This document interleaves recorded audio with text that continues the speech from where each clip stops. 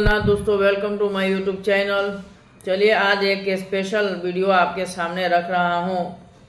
जब हमारे यहाँ शादी विवाह होता है तो वर और वधू, दूल्हा और दुल्हन से 7 वचन बोलते हैं कि ये 7 फेरा ले रहे हैं, 7 जन्मों का रिश्ता होता है। इसलिए शादियाँ जो है दिन तक टिकती हैं।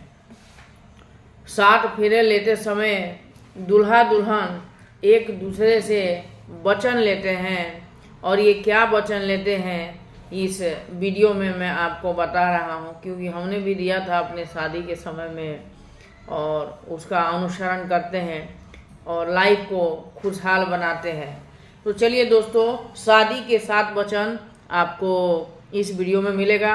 चैनल को ज़्यादा से ज़्यादा सब्सक्राइब कीजिए, वीडियोस व्यू कीजिए, लाइक कीजिए, ताकि मैं और मुझे ऐसा प्रेरणा मिलता रहे कि मैं आपके सामने और अच्छा से अच्छा वीडियो पोस्ट करूं। जय भोलेनाथ।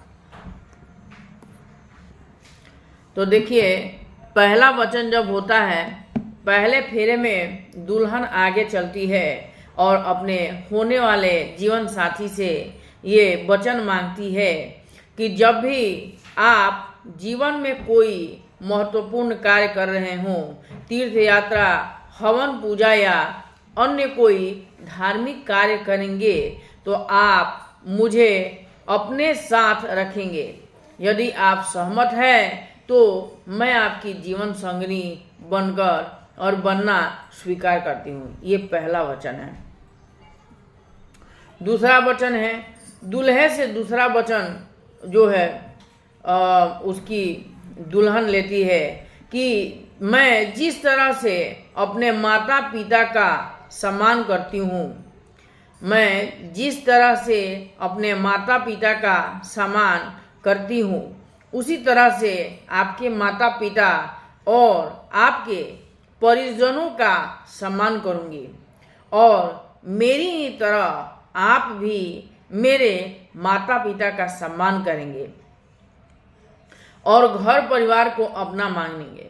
यदि आप इस वचन से सहमत हैं तो मैं आपका जीवन संगिनी बनूंगी। दूसरा वचन था ये।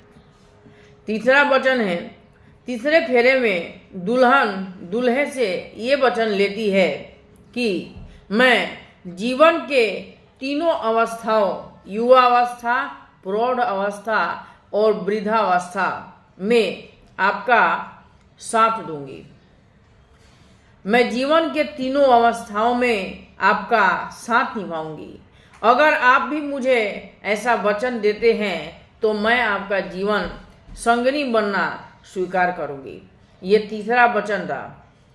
चौथा वचन, चौथे वचन के लिए दूल्हा आगे आता है और इसके बाद दुल्हन पति से वचन मांगते हुए कहती है कि अब तक आप घर परिवार की चिंता से मुक्त थे। विवाह के बाद परिवार की जरूरतों को पूरा करने का दायित्व आप पर है। अगर आप इसे निभाने के लिए तैयार हैं तो मैं आपकी जीवन संगिनी बनकर स्वीकार करती हूँ। पांचवा वचन है।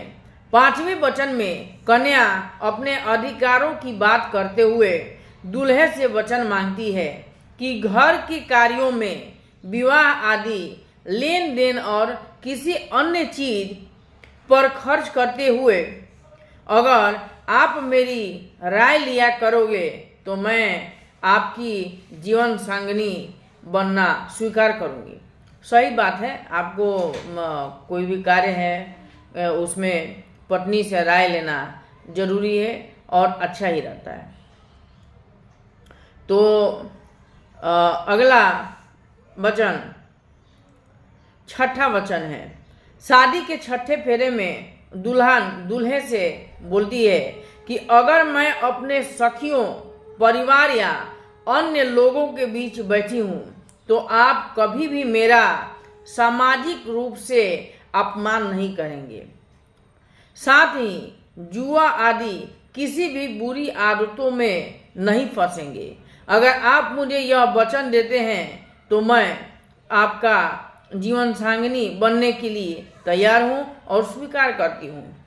7वां वचन, शादी के आखिरी 7 फेरे होते हैं। 7वां वचन, 7वां वचन में दुल्हन अपने पति से, होने वाले पति से कहती है कि आप पति पत्नी के आपसी प्रेम का भागीदार किसी अन्य को नहीं बनाएंगे और अन्य स्त्रियों को माता व बहन की तरह सम्मान करेंगे।